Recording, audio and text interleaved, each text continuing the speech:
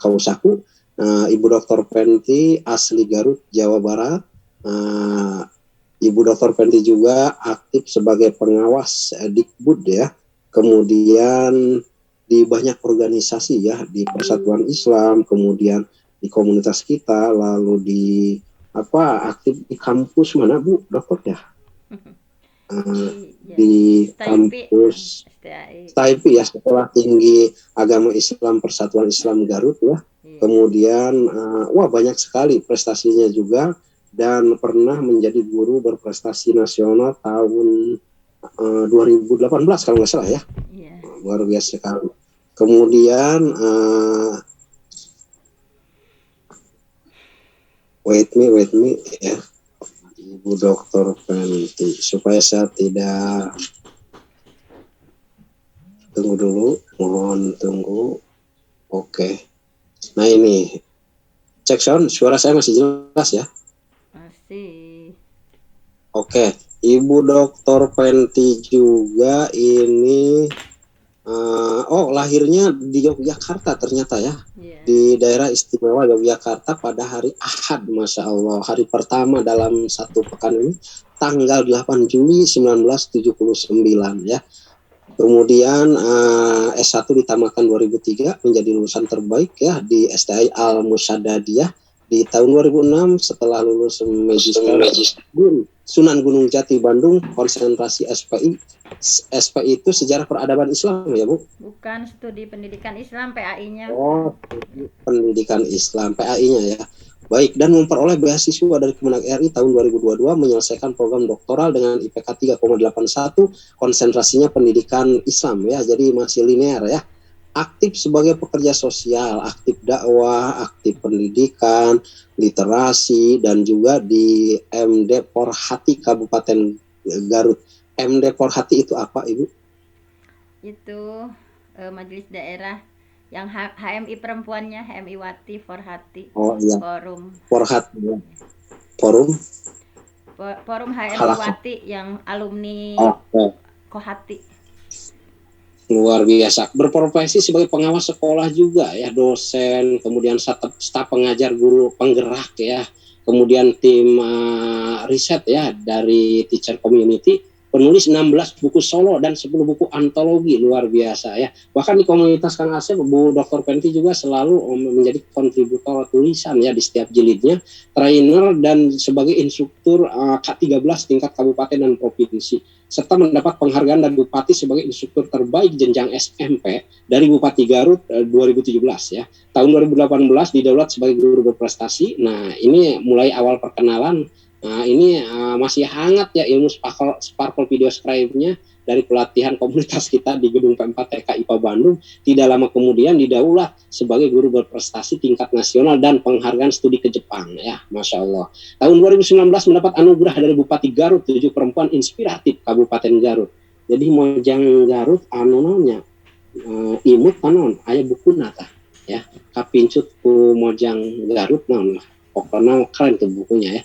Tahun 2019 dan 2020 mendapat penghargaan ASN Teladan dan mendapat penghargaan dari Gubernur Jawa Barat 5 besar ASN berinovasi. Tahun 2022 menjadi asesor program sekolah penggerak ya, sekolah penggerak PSP dan asesor calon guru penggerak. Masya Allah ya, dan luar biasanya ya, beliau itu paket lengkap ya, nggak cuma kognisi dan psikomotor, tapi juga afektifnya itu di ranah sosial dan spiritual. Itu beliau narasumber tetap di program Back to Nol ngaji online komunitas Kang Asep ya, terutama ba'da subuh. Bagi sahabat-sahabat yang berminat merapat, silahkan di posisi weekend Jumat, Sabtu, Ahad ada podcast hadis, ada tafsir ayat pilihan, dan untuk Senin, Selasa, Rabu, Kamisnya ada program bahasa Arab ya untuk dasar. Luar biasa sekali. Baik, kembali ke bahasa keren supados dengan kolong kana waktos untuk efektif efisien. Mari kita serap, mari kita siapkan pikiran, jiwa raga. Robbi jidana ilman, ya Allah anugerahi kami semua tambahan ilmu malam ini. Warzuqna fahman, dan rizkikan kepada kami pemahaman yang baik, pemahaman yang selamat. Mudah-mudahan ilmu yang didapat bermanfaat. Ibu Dr. Penti yang terhormat, dipersilahkan. Baik, terima kasih Kang Founder. Alhamdulillah bismillah, alhamdulillahillazi arsala rasulahu bil huda wa dinil haq yudhhirahu 'ala dini kullih wa kafa billahi syahida. Asyhadu an la ilaha illallah wahdahu la syarikalah wa asyhadu anna Muhammadan abduhu wa rasuluhu allazi la nabiyya ba'dah. Mohon maaf kepada semuanya, mungkin saya baru masuk lagi ya Kang di sesi malam. Ini setiap malam ada gitu?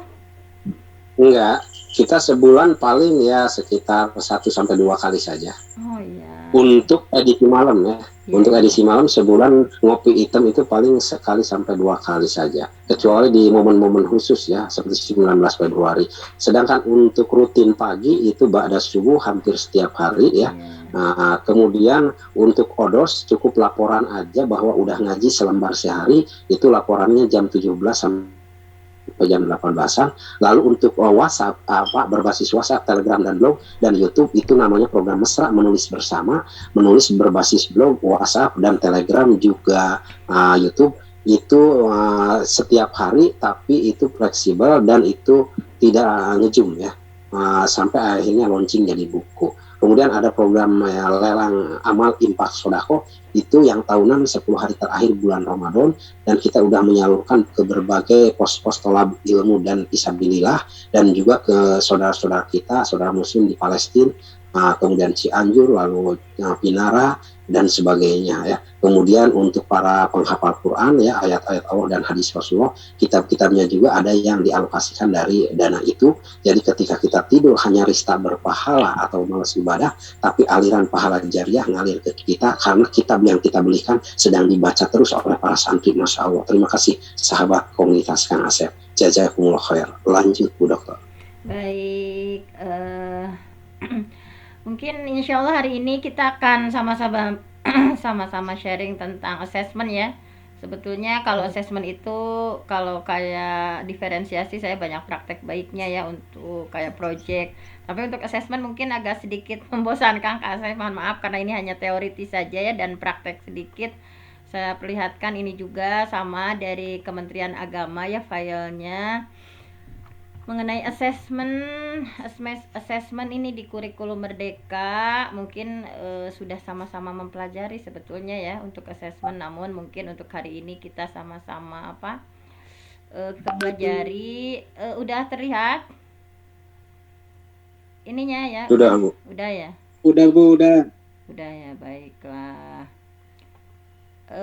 Assessment dan penilaian pada kurikulum Merdeka, sebetulnya di sini materi terakhir ya dari IKM mengenai assessment ini ada 3 hal penting yang harus kita pelajari, dari mulai prinsip penilaiannya, kemudian bagaimana mengolahnya, kemudian melaporkan hasilnya seperti apa.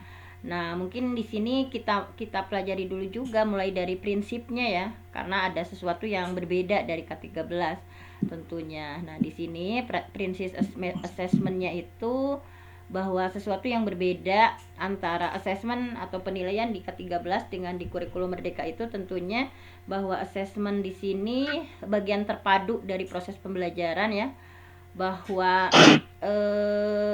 di sini di kurikulum Merdeka itu nanti ada formatif, ada sumatif ya, ada diagnostik juga. Dari mulai tes diagnostik itu, dari mulai kita memetakan kebutuhan murid kita ya. Jadi di kurikulum Merdeka kan kita nggak bisa langsung ujuk-ujuk ngajar gitu ya. Apalagi ciri khasnya dengan pembelajaran diferensiasi, kita sebagai guru mesti memetakan kebutuhan murid kita.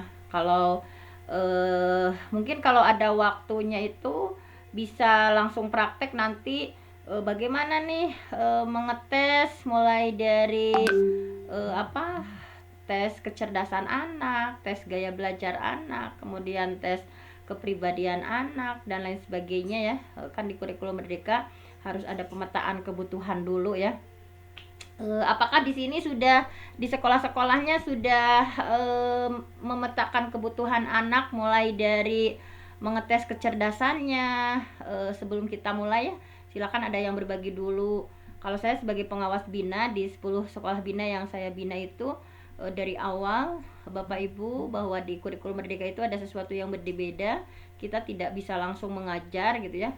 Kita harus memetakan dulu kebutuhan anak itu seperti apa, ada tes diagnostiknya, misalnya kelompok anak ini apakah dia masuknya ke belum berkembang, atau dia sudah masuk ke mahir, atau dia cakap, atau dia layak misalnya. Nah jadi ada tes seperti itu dulu. Baik, Bu Dr. Penti, pending dulu sebentar. Ya. Kita coba podcast dulu dengan Kuburaya Kalimantan Barat. Kebetulan ada Ibu Kepala dari Jalur Guru Penggerak, Ibu Juharoh Juha. Cek sound.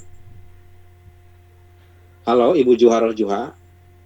Nanti mungkin bisa sharing bagaimana pelaksanaan kurikulum mereka terkait asesmen diagnostik di awal sebelum dimulai pembelajaran. Ibu Juharoh Juha, cek sound. Oke. Ya, silakan memberi sedikit gambaran saja ya untuk sharing ya, studi banding. Nah, Ibu Juharoh Juha ini sahabat-sahabat, ini selain sahabat komunitas Kang Asep juga sebagai kepala sekolah dari Jalur Guru Penggerak langsung di SK ya, luar biasa, dan juga pelatih PKB Kemenag RI ya, edisi Luring Hotel Horizon Bandung. Silakan barangkali ada gambaran buat kita studi banding dari sekolah yang Ibu pimpin, yang Ibu bina, yang Ibu kelola terkait dengan pelaksanaan asesmen, terutama diagnostik di awal dulu sebelum mulai pembelajaran, karena nggak langsung kita ngajar. Silakan Bu.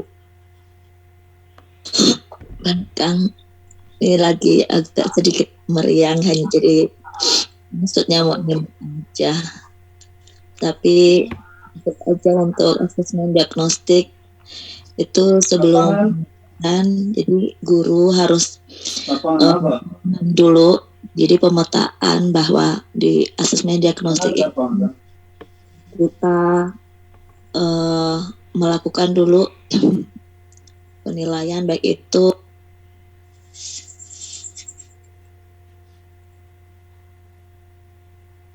Oke, silahkan, karena terputus bisa dilanjut Bu Dr. Penti. Oh, terputus ya Bu Juha. Baik. Ya. Baiklah, jadi begitu ya Bapak Ibu, intinya di kurikulum Merdeka itu bahwa kita harus mulai dari tes diagnostik dulu, kemudian baik akademik maupun non akademiknya ya. Kayak misalnya kita punya 20 siswa, nah kemudian kita mau mengajar misalnya tentang fotosintesis misalnya ceritanya misalnya. Nah, itu kan nggak bisa langsung, tetapi kita petakan dulu, kita ada pretest dulu, kita ada semacam pertanyaan-pertanyaan di awal gitu ya. Misalnya sehingga dari sana itu bisa terpetakan apakah mengenai materi fotosintesis ini ada dari 3 atau 20 anak yang kita ampu itu mana yang masuk belum berkembang nih. Misalnya belum berkembang itu artinya masih ngeblank, apa sih fotosintesis, kayak baru dengar anak-anak misalkannya. Jadi dari pretest itu bisa diketahui, atau anak kita itu memang sudah masuk ke cakap gitu, dia udah agak ngerti sedikit misalkan, atau ada yang kelayak, atau bahkan sudah mahir misalkan, dia udah sangat tahu proses terjadinya fotosintesis seperti apa gitu ya, udah tahu persis gitu. Nah itu kan harus dibedakan sehingga pembelajarannya itu kan berbeda, ada diferensiasi. Jadi sebagai guru harus kita beradaptasi dengan kebutuhan murid. Untuk anak yang memang butuh dibimbing dari A sampai Z misalnya, kayak tadi yang belum berkembang, nah itu kan berbeda perlakuannya. Nah tetapi anak-anak yang sudah mahir misalkan, nah itu juga kan dia kayak dikasih pertanyaan pemantik saja, pengantar saja, kemudian selanjutnya dia secara mandiri. Nah secara mandiri dia bisa gitu ya mengerjakan. Nah tetapi kalau untuk yang tadi yang belum berkembang kan harus dibimbing pengertiannya gimana, kemudian dibimbing di secara intensif gitu ya. Kemudian yang pertengahan kayak cakap dan layak itu misalnya kita cukup dengan pengantar sedikit, kemudian nanti biarkan. Nah, sehingga kepentingannya untuk itu gitu ya. Karena di kurikulum Merdeka itu sebetulnya kan lebih luas, misalkan lebih kita tadi ya bahwa kata Pak Menteri untuk murid. Nah selalu seperti itu, apapun yang kita lakukan bukan versi kita sebagai guru sesuai hawa nafsu kita ingin mengajar seperti apa, tetapi di kurikulum Merdeka itu kita diharapkan beradaptasi dengan kebutuhan murid. Nah, itu dari sisi akademisnya. Misalkan sama dari sisi kita, misalkan ada pemetaan kebutuhan nih anak gaya belajarnya. Misalkan kalau saya mendampingi beberapa sekolah ya, dari 10 sekolah yang saya bina, misalkan ibu-ibu sudah pada ngisi di aplikasi ya, aplikasi yang bisa menentukan gaya belajar. Misalkan dari 20 anak, oh ternyata ini nih ada 10 anak yang audio, dia bisa belajarnya itu dengan mendengar. Misalkan oh ada 10 anak yang kinestetik, dia itu nggak senang mendengarkan tapi senangnya praktek gitu. Oh ternyata ada yang visual, dia itu belajar. Oke Bu Dokter, Gimana? pending dulu bentar. Tadi terkait aplikasi untuk mendiagnosa si anak lebih cenderung ke gaya belajar yang mana. Itu aplikasinya bisa kan nanti Ibu share di grup WhatsApp ya? Ya tentu bisa, saya sudah sebarkan ke setiap pelatihan Baik, yang saya latih ya. Ya. termasuk mungkin aplikasi assessment yang bercirikan kurma itu ya. Iya Kang. Oke, terima kasih. Lanjut. Ya, jadi Bapak Ibu seperti itu ya, yang barusan secara selintas. Saya tidak akan terlalu fokus pada PPT karena ini belum membuat secara itunya, ini hanya secara teori dari Kementerian Agamanya seperti ini, dari Kemendikbudnya seperti ini. Tapi kita lebih ke praktik baik aja misalnya. Jadi seperti itu tadi ya. Jadi saya sengaja, jadi di RPP di modul ajar itu ada pemetaan dulu. Tadi dari sisi akademik, non akademiknya yang barusan misalkan gaya belajar. Oh ternyata dari 15 anak saya dapati 15 audio, 15 visual, misalkan 15 kinestetik. Nah kita sebagai guru mesti ngapain dengan pemetaan kebutuhan seperti itu. Nah kalau dulu kan kita sebelum kurikulum merdeka satu untuk semua, murid seperti apapun, karena kitanya misalkan senangnya ceramah ya mencret metode ceramah terus misalnya. Murid mau gimana pun karena kita senangnya misalnya praktek, misalkan direct interaction atau sesuatu yang sifatnya langsung praktek, nah kita tidak mau tahu misalkan. Tetapi di kurikulum merdeka kita diajak untuk lebih wise lagi, lebih bijak lagi tadi ya, dengan pemetaan kebutuhan seperti itu misalkan. Kemudian dengan gaya belajar tadi ya, watak juga, kepribadian. Apakah murid kita ini wataknya seperti Umar bin Khattab yang watak Umar kan orangnya koleris, suka ngatur, bukan sok ngatur, suka ngatur misalnya. Nah itu kita harus tahu. Jadi di kurikulum merdeka itu kita satu anak itu bukan hanya sekedar tahu nama dan alamatnya saja gitu, tetapi kita harus tahu berbagai hal tentang satu murid itu. Dari 8 kecerdasan misalnya, apakah murid yang kita ampu itu kecerdasannya posisinya di mana gitu. Oh ternyata si A ini kecerdasannya ada di numerik, dia jago matematik, senang ngitung. Tetapi si B misalkan ternyata kecerdasannya ada di interpersonal, dia jago bicara, jago ngomong. Kalau numerik dia nggak bisa misalkan. Oh ternyata si C kecerdasannya ada di natural, misalnya di alam, seneng ngukut misalnya, seneng ke alam. Nah seperti itu. Jadi harus diketahui dulu di posisi dia tuh di mana di kecerdasannya, sehingga di kurikulum merdeka itu kan nggak ada istilah ranking, karena pada dasarnya anak itu juara di bidangnya masing-masing. Jadi juara di bidangnya masing-masing. Si A itu juara di bidang numerik, si B juara di bidang intrapersonal, si C juara di bidang interpersonal. Bu Dokter, gimana? Luar biasa sekali ya. Sekali lagi ini kita santai aja podcast obrolan. Iya. Nah terkait tadi kecerdasan yang Bu Dokter uraikan, ini kebetulan ada dari Ibu Sri Wuryaningsih Depok ya. Jika siswa hanya puluhan mungkin tidak sulit. Kalau yang ratusan bagaimana cara mengaturnya? Ini terkait juga dengan pembelajaran yang berdiferensiasi ya. Nah, jadi memahami keberagaman itu ya, potensi tiap anak, kecerdasan tiap anak beda. Dan ternyata murid kita nggak cuma satu gitu, nggak cuma sedikit. Nah, kemudian bagaimana cara mengaturnya? Apa mungkin guru akan bisa membagi waktu sementara materi juga banyak?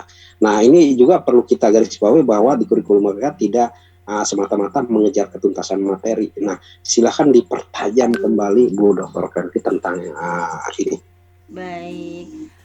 Memang Ibu, jadi kalau saya itu dari 10 sekolah yang saya bina kan ada muridnya yang sampai 1.200 ya Bu. Di sekolah-sekolah negeri itu kan banyak. Nah, kalau di kami teknisnya itu di awal masuk, jadi di awal PSB itu jadi tiap sekolah berbeda-beda cara teknisnya gitu. Ada yang di awal masuk setiap anak itu udah dites dengan tes gaya belajar, tes kecerdasan, tes kepribadian, tes bakat minat, semuanya udah dites. Itu dibebankan kepada guru BP ya, guru BK misalkan. Tetapi di sekolah, tetapi ya untuk yang lama-lama itu dibebankan pada wali kelasnya gitu. Wali kelasnya, jadi di kami juga berbeda-beda, di Garut ya itu berbeda-beda penanganannya. Ada yang mereka itu hasil musyawarahnya itu dilakukan tadi ya pemetaan semuanya itu oleh wali kelasnya. Wali kelas 7 berarti dia mengamput 30 orang tuh. Nah, itu informasinya semuanya diinformasikan kepada guru. Kalau kelas 7 berarti semua guru mapel misalkan. Jadi itu berbeda-beda. Ada juga yang kalau sekolah-sekolah bonafid ya, kayak yang itu kan berbayar 300.000 ya untuk mengetes bukan gaya belajar, bukan itu, tapi semua kan, semua itu mah semua hal di diri anak, keunggulan kekurangannya dari berbagai sisi ada, jadi berbeda-beda gitu ya. Jadi Kalau nggak salah bahkan ada yang dengan jari ya, sidik jari dari ya, satu jari 90 ribuan untuk mendetek ini, mendiagnosa anak lebih berkecenderungan ke yang mana sampai ke penempatan nanti jurusan kuliah dan ke depannya pembimbingan karirnya. Nah, satu jari kalau nggak salah dulu mah waktu 2015-an itu 90 ribuan. Kalau 10 jari, nah itu nanti hasilnya di print out. Mungkin kurang lebih itu juga ya, pendekatan seperti itu ya. iya bisa, itu juga bisa. Itu ada dengan sekarang banyak yang layanan-layanan ya, seperti di kampus kami. Di kampus kami ada jurusan BKPI, nah itu juga memberikan layanan bagi sekolah-sekolah tertentu yang ingin dideteksi ya secara komprehensif semuanya. Itu ada layanan-layanan dari Dan, UPK dari dulu dan ya. ini masih di tahapan assessment atau penilaian diagnostik ya, di awal ya, Bu Dokter. Iya, di awal supaya kita tadi bisa nggak misalkan nggak satu untuk semua, tetapi betul-betul anak itu kan konsep kurikulum merdeka itu, merdeka di sini ada merdeka versi murid, merdeka versi guru, merdeka versi sekolah. Kalau merdeka versi murid kan maksudnya bahwa murid itu merdeka, saya bebas. Bu Fenty, saya mau belajar dengan cara saya. Saya orang visual, saya ingin belajar dengan mengamati poster, mengamati gambar, mengamati PPT. Tapi anak-anak audio, Betul. saya nggak mau, saya nggak seneng baca. Seperti saya ketika dites, saya itu 88% saya audio. Saya termasuk orang yang nggak terlalu seneng baca, tapi saya belajar dengan banyak mendengarkan. Nah, jadi ternyata saya itu ingin belajar dengan cara mendengarkan gitu, dengan podcast, dengan rekaman-rekaman. Nah, dengan kemudian Bu Dokter, ini masih dari Bu Wuryaningsih Depok ya. Ada siswa yang sukanya numerik ya, matematik dan sebagainya, pokoknya hitung-hitungan jago lah. Ada juga yang alergian dengan matematika, senangnya main bola, kinestetik lah. Bukankah semua siswa wajib belajar matematika? Ini dari Bu Sri. Sementara si A mah lebih dominan, passionnya memang di matematik, tapi yang B-nya mah kalau PAI aja, walaupun matematik itu salah satu unsur disiplin ilmu yang juga sangat bermanfaat di kepayaan untuk memecahkan soal-soal ilmu waris, misalnya paroid ya. Nah, itu juga kan peran pecahan juga memang harus, capaian pembelajaran itu harus tersampaikan. Nah, ini kaitannya seperti itu gimana, Bu Dokter? Nah, baik, ini berbagi tips saja ya semuanya, bukan hanya saya yang bicara ya, Kang Ponder, mohon maaf nih kalau silakan ya. Kita podcast aja ya, bincang yang santai aja. Sama-sama berbagi praktik baik pokoknya ya.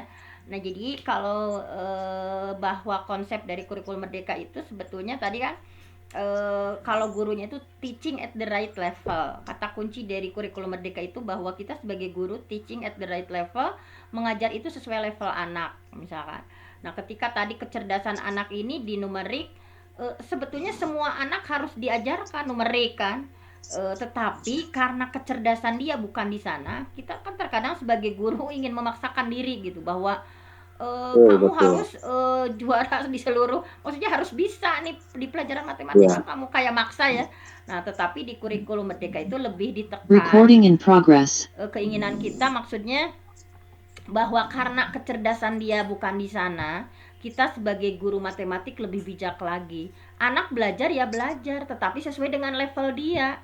Karena memang kecerdasannya bukan di sana, dia mampunya dari 3 kan pembelajarannya itu dari CP diturunkan ke TP. Dari 7 TP ini kalau anak yang senang di numerik otomatis 7 TP itu dia mampu lakukan semuanya. Tapi anak-anak yang kecerdasannya bukan di sana mungkin dari 7 tujuan pembelajaran itu hanya 4 TP yang dia bisa gitu. 3 TP-nya Jadi dia intinya nggak bisa misalkan.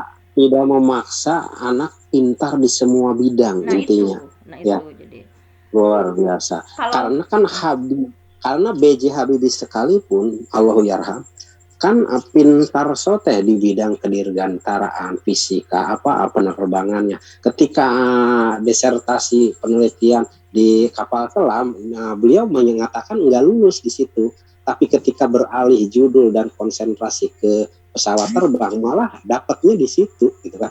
Jadi intinya nggak ada anak yang bodoh, yang ada adalah pintar di bidangnya, unik di bidangnya, luar biasa. Lanjut, Bro. Iya, baik. Jadi kalau di sekolah-sekolah bonafid kan sudah kayak ini dia kecerdasannya di matematik. Dia belajar semuanya mempelajari semua mapel gitu ya. Tetapi karena dia kecerdasannya di sana, digecek terus gitu ya.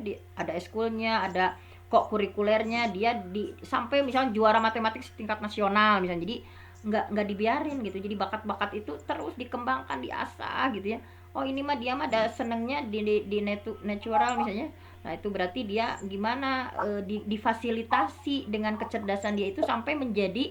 Nah tadi yang di atletik ya, dia itu seneng kinestetik, gerak-gerak, pokoknya yang sifatnya gerak-gerak terus diasah sampai juara atletik di bidang di tingkat nasional misalnya. Jadi seperti itu, dia mempelajari semua hal. Jadi kalau orang tua dan guru nggak memahami pedagogi ini, apalagi dengan ciri khas kurma, itu stres yang ada ya, menyaksikan anak ini kok gawenya nanabuhan baik meja, padahal dia kinestetik ya, perlu laboratorium seni, dia perlu drum band dia ya. Iya betul. Betul Kang. Nah itu jadi seperti itu Ibu. Jadi tadi teaching at the right level itu bahwa mengajar itu sesuai levelnya. Jadi tinggal ada catatan bahwa si anak ini memang di numerik dia memang hanya mampu menyelesaikan 4 tujuan pembelajaran dari 7 TP gitu. Karena kecerdasan dia bukan di sana dan ada catatannya nanti untuk guru selanjutnya. Sekarang juga kan masih ada ya KKTP, kompetensi ketercapaian tujuan pembelajaran. Kalau dulu KKM, kalau sekarang KKTP. Di KKTP itu nanti ada catatan, oh si A dari 7 TP ini dia baru menguasai 4 TP awal gitu ya, 2 TP akhirnya dia belum mampu, dia masih posisinya belum berkembang. Nah nanti guru yang selanjutnya itu bagaimana naik kan tidak ada istilah tidak tinggal kelas kan di kurikulum Merdeka, semuanya Betul. naik gitu ya, tetapi ada catatan khusus. Oh ini di TP 7 dia posisinya baru belum berkembang nih. Oh ini di TP 6 posisinya seperti ini. Nah jadi ada penguatan dari guru setelahnya gitu. Nah kalau dulu kan di KKM pokoknya mah di pami KKM kan pokoknya mah sadayana KKM dah hoream riweuhnya.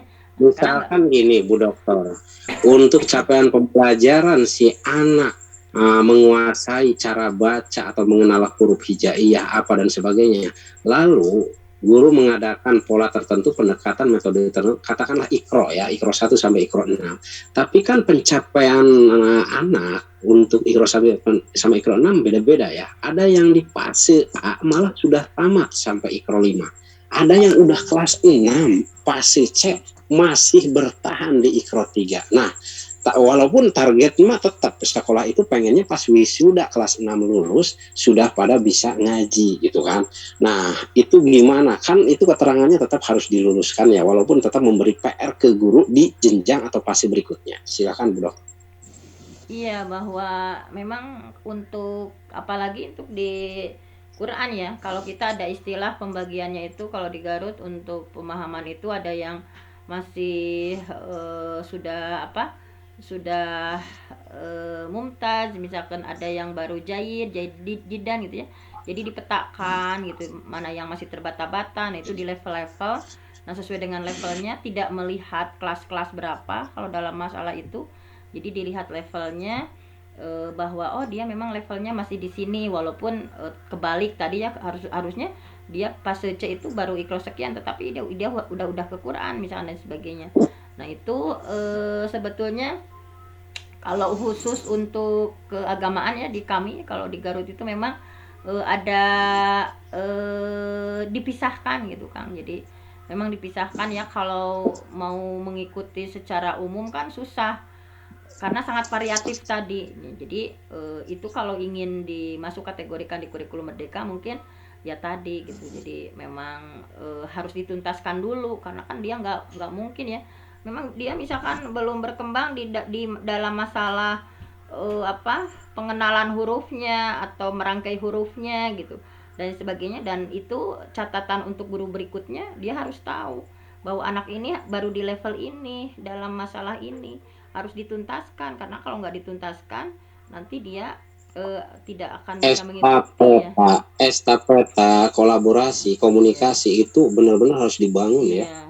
Kan memang dari kurikulum merdeka itu dalam menurunkan dari CP ke TP itu kan harus kolaborasi ya, dari kelas 7, 8, 9, walaupun yang ngajarnya baru kelas 7, tetapi kan dari pemerintah masa belegenjarnya. Nah itu juga dibagi. Jangan sampai malah di tingkat lanjutan udah terbebani, wah gue nih ngajar di SMP, di MTS, kok ini masih ada yang belum bisa baca, Iqra 6 aja belum beres, Iqra 5 belum beres, akhirnya nyalahin ke guru di bawahnya. Guru yang bawahnya cenderung tetap memaksakan ya, naikkan aja biar kasih PR di tingkat lanjut. Jadi memang komunikasi estafeta ini memang harus benar-benar dibangun ya, kolaborasinya luar biasa sekali. Baik. Malahan kalau di kurikulum merdeka kan enak, bisa secara blok ya, atau bisa dilakukan project. Oh karena masalahnya di sekolah kita banyak anak yang belum bisa baca Quran, misalkan kita bikin projectnya ini misalkan bisa bikin project. Sepakat. Jadi nggak mesti fokus di kelas intra ya, tapi boleh diprojekkan ya. Iya, diprojekkan. Karena kan project itu bukan hanya produk saja, tapi berupa aksi kan, aksi. Sementara guru-guru sekarang itu fokus project itu pokoknya harus ada produk. Bahkan project itu bisa aksi, bisa produk gitu ya, memang. Betul. Iya. Bu Dokter, ini supaya kita lebih lebih hidup lagi podcastnya. Saya sebelum melanjutkan ke sesi asesmen formatif dan sumatif, ini kita masih di level asesmen diagnosis ya, awal ya. Saya kembalikan dulu ke audien ya, para partisipan, sahabat-sahabat komunitas. Silahkan bagi yang ingin raise hand langsung ya, angkat tangan. Langsung ke Ibu Dokter, masih di bahasan diagnostik assessment. Silahkan. Kita masih ada waktu sampai 15 menit ke depan, Ibu Dokter. Iya, berarti baru di satu slide ya kan? Nggak apa-apa, ada waktu di satu slide. Udah ngacak sih, tadi udah ke bawah ke atas agak ngacak. Oke, ini alhamdulillah sudah ada satu yang resen angkat tangan, yaitu Bapak Kepala Sekolah dari SMK ya, Bapak Haji Yayan Sufyan. Saya mengundang Bapak untuk membuka mikrofon. Dipersilakan Pak Haji Yayan Sufyan. Terima kasih Pak Founder. Sama-sama. Assalamualaikum Ibu Dokter.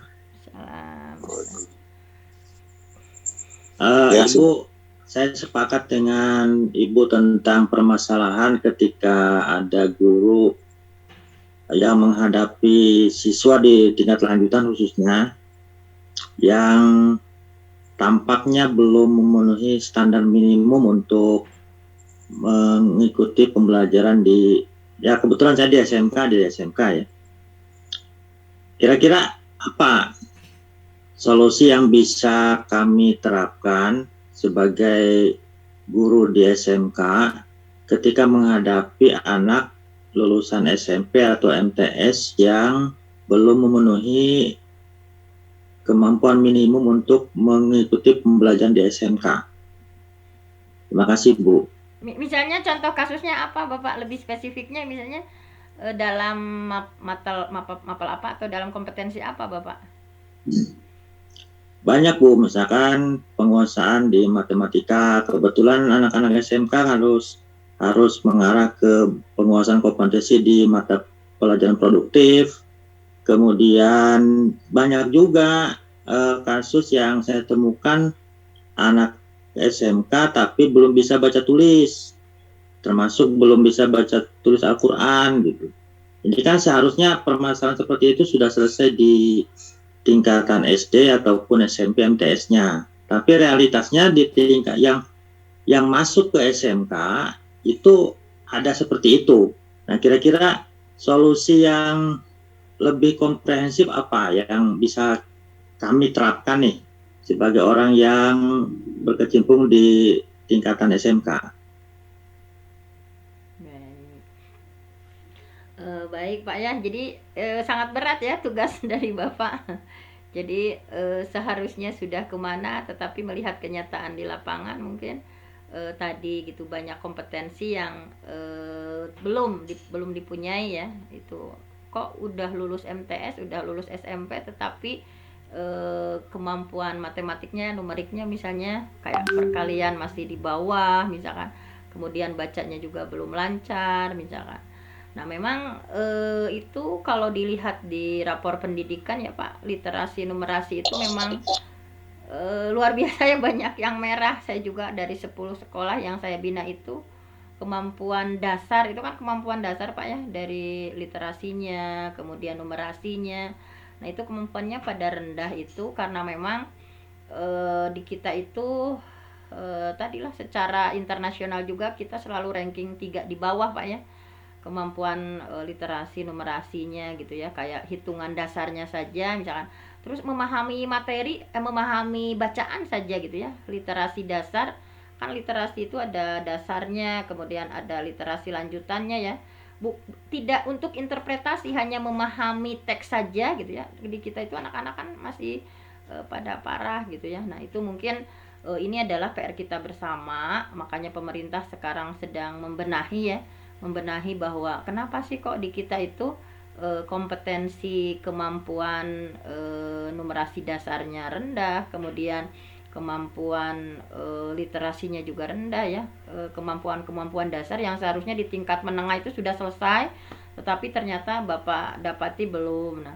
Nah ini kalau di kami mungkin ya yang di daerah ya, di Garut itu kan daerah kecil, makanya strategi-strategi yang pengentasan kompetensi-kompetensi dasar itu memang di awal langsung digalakkan gitu Pak ya. Jadi sebelum mereka memahami materi di kelas itu, nah strategi-strateginya sekarang sedang, makanya ada yang sudah belajar gasing ya dari Prof, hanya dalam waktu 2 minggu guru mampu mengubah ya. Jadi yang biasanya kita belajar matematik dari kelas 1 SD ya, bahkan dari TK sampai SMA itu, ternyata ada Pak Prof Yohanes ya menemukan, ternyata dengan 2 minggu beliau menemukan strategi gasing ini.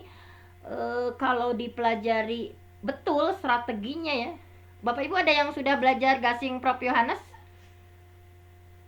Nah itu Bapak, nah itu orang Papua saja diteskan ya sama Prof Yohanes, yang tadinya hitungan juga nggak lancar, ternyata setelah diikutkan dia belajar dengan metode gasing itu ya, belajar matematik numerik dengan metode gasing itu, ternyata kalau dengan strategi yang benar gitu ya, ketika dites itu akar pangkat dan lain sebagainya, dari semua soal itu hanya salah 2, hanya salah 3 gitu, yang asalnya nggak tahu gitu ya, bukan blank atau ya, hanya tahu sedikit tentang matematik, tetapi dengan strategi yang bagus dari Prof Yohanes itu yang akan disebarkan kepada seluruh Indonesia ya. Sama di Garut juga akan ada sosialisasi metode gasing ini, akan dilatih guru-guru selama 14 hari itu tidak boleh bolong satupun.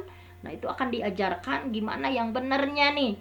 Kalau dengan strategi yang benar ternyata tidak perlu bertahun-tahun gitu, hanya cukup 2 minggu dengan strategi yang benar. Nah anak-anak mampu ternyata gitu ya. Nah mungkin ini memang strategi kita ya, makanya di awal-awal untuk Dikmen ya, untuk pendidikan menengah itu di masa-masa orientasi itu harus betul-betul pemetaan kebutuhan layanannya itu dipecahkan dulu gitu ya, sebelum nanti berlarut-larut. Karena kalau kita tidak diselesaikan Pak ya dengan strategi-strategi tertentu, kayak tadi baca misalkan. Nah, ada strategi baca apa nih? Kan banyak ya teknik baca. Saya pun termasuk membuat ya salah satu strategi metode mengajarkan baca. Misalnya saya juga bikin buku namanya Masagi ya, Maca Sakali Ngarti itu teknik-teknik. Jadi harus dengan teknik-teknik yang cepat, Pak. Nggak bisa dengan yang kayak manual-manual yang pembelajarannya itu seperti di kelas ya, kita kebanyakan metode-metode yang konvensional misalkan. Untuk menangani hal-hal tertentu seperti itu tadi, kompetensi-kompetensi yang urgent gitu ya, itu harus dengan strategi yang berbeda gitu. Nah, jadi harus ada dengan strategi berbeda. Bisa dengan salah satu di antara Bapak misalkan, oh iya ternyata di sekolah kami banyak nih anak-anak yang keteteran matematikanya. Nah, itu dikumpulkan anaknya dengan strategi yang beda dari biasanya.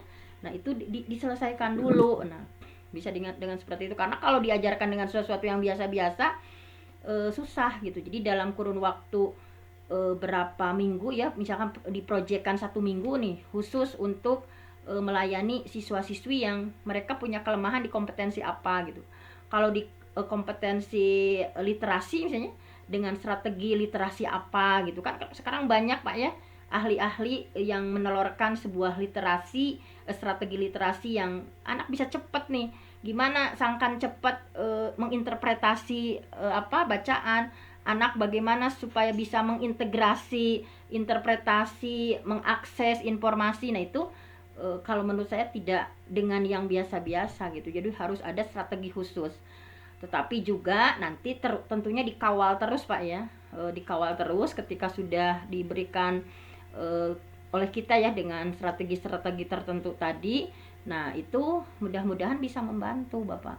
Tapi kalau kitanya misalkan hanya menyerah saja, ya gimana ini anak-anak lulusan SMP kok literasinya atau baca ngitungnya masih gini gitu ya. Kok literasinya masih gini gitu. Tetapi tanpa ada eksekusi langsung dengan strategi-strategi tertentu ya, nah itu akan susah mengejar ketertinggalan mereka. Jadi tidak bisa diterapi dengan sesuatu yang biasa-biasa saja. Kalau numerasi tadi dengan metode gasingnya Prof. Yohanes misalkan. Kalau membaca banyak ya strategi literasi dengan berbagai metode sekarang yang sudah banyak ya. Nah, tinggal misalnya kita sebagai sekolah mengundang misalkan ahlinya nih. Gimana nih? Nah, nanti diterapkan oleh gurunya misalkan. Bisa diantaranya seperti itu Bapak. Tetapi kembali lagi guru-guru mapelnya harus bersabar juga ya.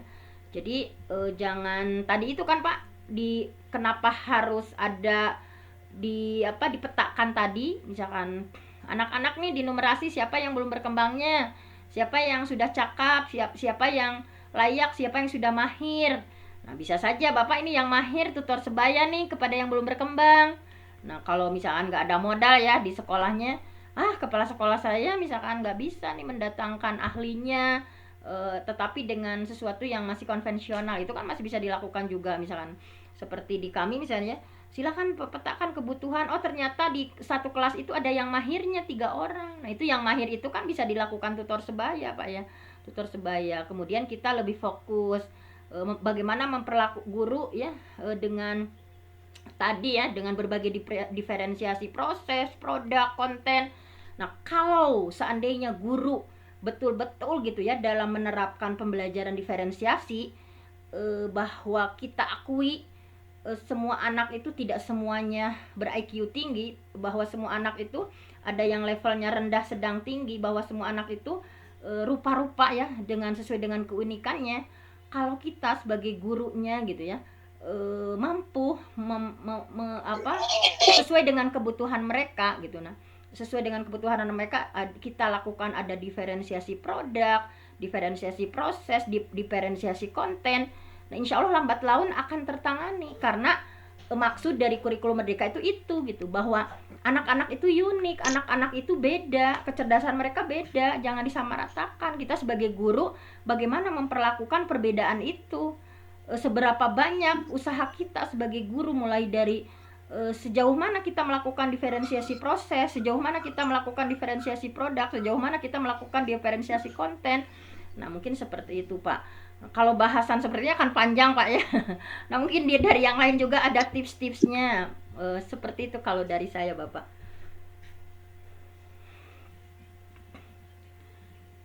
Baik, sahabat-sahabat sekalian, dipersilahkan barangkali masih ada yang ingin ditanyakan ke Ibu Dokter langsung.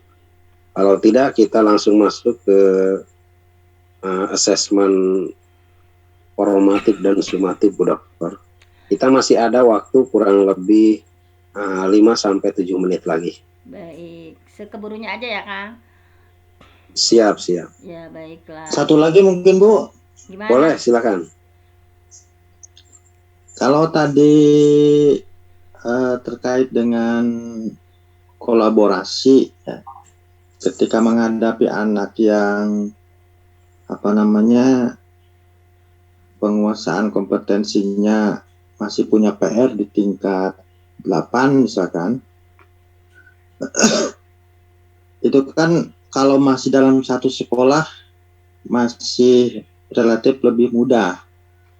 Tapi apabila kompetensi minimum yang perlu dikuasai di kelas 9 yang masih menyisakan PR di tingkat 10 atau di SMA, SMK, kayaknya komunikasi atau kolaborasinya akan tidak semudah ketika masih di satu sekolah di antar guru itu. Contoh misalkan guru kelas 7 memberikan informasi kepada guru matematika di kelas 8 bahwa siswa A itu belum menguasai kompetensi A atau kompetensi X. Nah, nanti guru yang di kelas 8 itu bisa menindaklanjuti informasi tersebut. Lalu bagaimana kalau misalkan informasi yang diperoleh dari guru kelas 9, sementara siswa sudah naik ke kelas 10 yang notabene sudah berbeda tingkat, berbeda sekolah gitu, Bu? Ya. Baiklah Bapak. Ya mungkin ini kalau dilihat dari dulu ya, kalau di K13 kita mengenal untuk menentukan KKM itu ada intake-nya Pak ya, ada intake-nya misalnya. Nah mungkin untuk mengetahui kemampuan anak di awal itu dari kelas 9 ke kelas 10, nah itu kan rapor bisa dianalisis Pak ya, dianalisis oleh jenjang berikutnya misalnya. Itu kalau cara dulu kan seperti itu, ketika anak-anak udah ceritanya udah lulus dari kelas 9 dengan membawa rapor berbagai catatan yang ada di dalamnya, apakah dia sesuai dengan KKTP-nya atau dia masih di bawah KKTP-nya, seperti apa. Nah itu kan informasinya. Makanya kan penilaian itu sekarang di kurikulum Merdeka itu harus bersifat informatif. Kalau dulu kan 70, maksud 70 itu apa gitu. Kalau sekarang itu kan rapor atau PH ya, penilaian harian, sumatif, formatif itu harus sifatnya informatif gitu. Jangan hanya angka yang tanpa makna.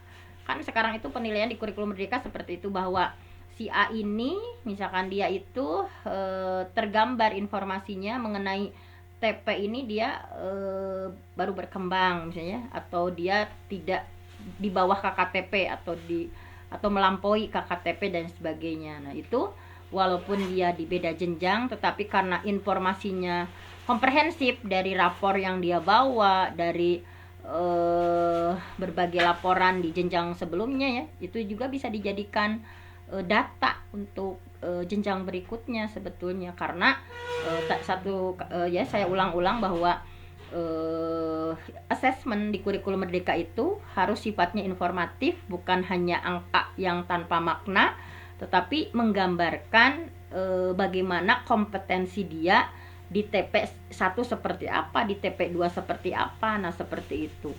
Nah, otomatis itu bisa dijadikan rujukan Bapak, bahwa dilihat dulu, oh ternyata si A ini ya, si Budi ini misalkan kondisinya seperti ini, di TP ininya begini, oh ternyata dia belum tuntas di sini gitu. Karena kan tidak seperti dulu PAI tidak tuntas, enggak kan, di kurikulum Merdeka kan terlihat jelas TP 1, TP 2, TP 3 dan sebagainya itu terlihat jelas bahwa posisinya seperti apa, karena kan detail sekarang itu. Nah, kemudian juga tentunya selain informasi yang dia bawa dari sebelumnya, dari tiap masing jenjang itu kan mungkin di SMK Bapak atau di SMA lainnya juga tadi ada tes dulu. Ada tes tadi, tes diagnostik dulu misalkan. Di sekolah Bapak mungkin tes apa? Tes kecerdasannya atau tes kemampuannya ya. Readness kemampuan anaknya, tes kemampuan anaknya, tes gaya belajarnya, tes kepribadiannya, itu kan di awal ada dulu, dipetakan dulu. Nah, jadi kita bisa mengadopsi dari berbagai informasi, bisa dari laporan yang sebelumnya dibawa ya, dengan secara detail itu diraporkan. Sekarang informasinya jelas ya, si AB itu seperti apa, kemudian Bapak juga melakukan tes ulang gitu ya.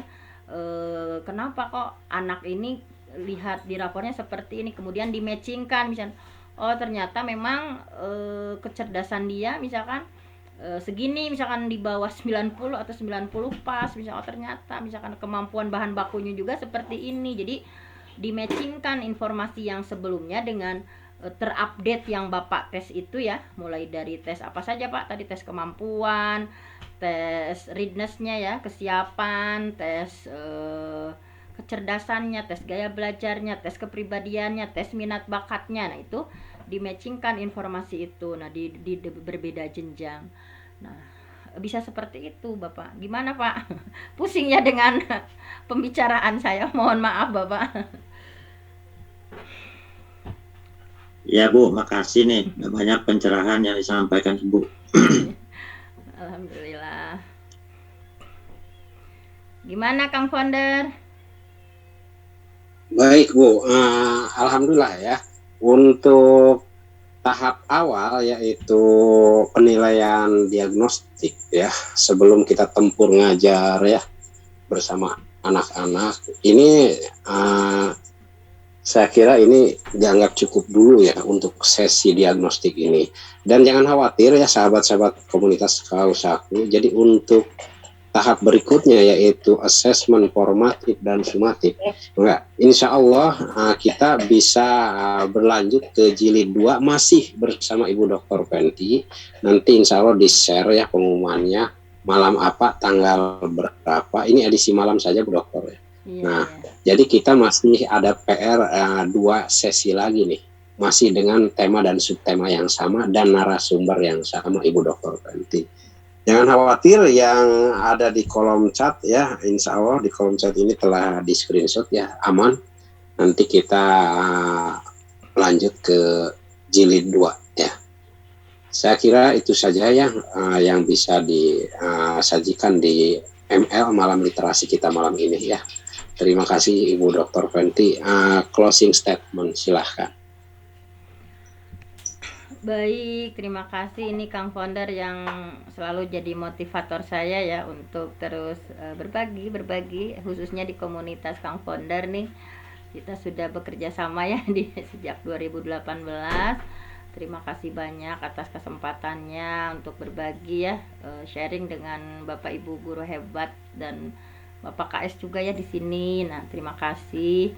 Closing dari saya intinya, mari kita pelajari ya IKM ini dengan setahap demi setahap, secara utuh ya, karena kalau tidak secara utuh orang-orang sudah kayak negatif duluan gitu. Saya tuh keliling gitu ya di beberapa sekolah gitu ya, marilah ya khususnya tentang asesmen ini, apalagi banyak sekali perbedaan ya yang ada di Kurmer dengan di sebelumnya, dengan segala kelebihan dan kekurangannya. Mari sikapi dengan positif, dengan husnuzon. Pokoknya kita berubah bukan untuk Pak Menteri, kita berubah bukan untuk Kemendikbud dan sebagainya, tetapi niatkan saja mempelajari semua ini untuk Allah yang terbaik. Kita ingin memberikan sesuatu yang luar biasa untuk murid-murid kita, pembelajaran bermakna, penilaian yang bermakna gitu ya, assessment yang bukan hanya sekedar angka yang tidak ada nilainya misalkan, tetapi mudah-mudahan dari Kurmer ini kita jadikan pecut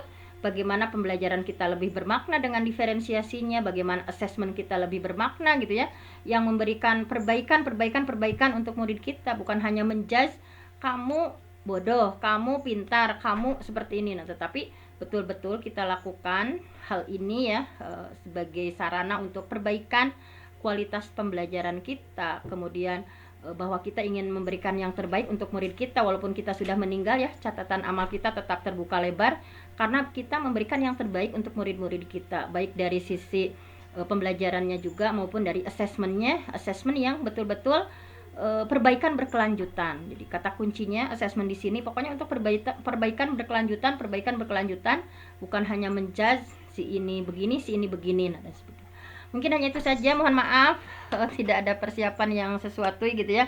Mohon maaf Kang Konda dan semuanya. Terima kasih sudah menjadi teman belajar untuk kita. Yang benar datangnya dari Allah, yang salah dari saya sendiri. Aku qauli hadza wa astaghfirullah li wa lakum. Wassalamualaikum warahmatullahi wabarakatuh. Waalaikumsalam warahmatullahi wabarakatuh. Kita kasih aplaus dulu ya sahabat-sahabat buat Bu Dokter. Luar biasa. Jazakillah khair. Terima kasih banyak Bu Dokter. Semoga Allah memberi balasan terbaik atas kebaikan Bu Dokter selama ini, membersamai terus saya, membersamai sahabat-sahabat saya, membersamai komunitas, bahkan menjadi narasumber tetap terutama di ngaji online. Luar biasa sekali. Semoga jadi amal jariah ya, dan bagi kita semua juga semoga tercatat sebagai pahala jariah kifarat bersama, penembus dosa-dosa di masa lalu dengan banyak ragam kebajikan yang bisa kita lakukan, kolaborasi bersama, ta'awun, saling melengkapi, menggenapkan dan sebagainya. Oke, tidak perlu panik dan risau dengan perubahan kurikulum dari masa ke masa. Anggap saja itu pergantian musim ya, dari musim duren ke musim rambutan. Bagaimanapun kita bersusah payah menggerutui musim, itu hanya akan buang-buang energi. Mending kita menikmati setiap musim yang berganti itu. Saatnya berganti akan berlalu juga dan siap tiba dengan musim berikutnya. Tapi yang inti tetap adibu wa alimu, didiklah anak-anak didik kita, turunan kita dengan dasar-dasar adab dan transfer ilmu-ilmu yang bermanfaat bagi mereka. Mari kita selamatkan NKRI dari virus-virus pemikiran spesies, sekularis, pluralis, dan liberalis. Dan mari kita muarahkan anak didik kita kepada penguatan tauhid iman hanya kepada Allah, dan juga kebersihan Islam sebagai sebuah syariat bagi kehidupan mereka, dan juga keindahan akhlak, adab, karakter secara Quran dan seceri hadis Nabi. Aura kasih kejedot Ipan, terima kasih seluruh partisipan. Aura kasih katojos peniti, terima kasih Ibu Dokter Penti, luar biasa. Terima kasih kepada seluruh petugas piket malam ini, lebih kurangnya mohon maaf. Dan buah mangga buah dukuh mangga atuh wa opik putra wayaya, wabillahi taufiq wal hidayah. Wassalamualaikum warahmatullahi wabarakatuh. Waalaikumsalam warahmatullahi wabarakatuh. Hatur nuhun Ibu Dokter Penti. Wilujeng sleeping. Sampai ketemu nanti subuh. Mohon Bun. Insya Allah.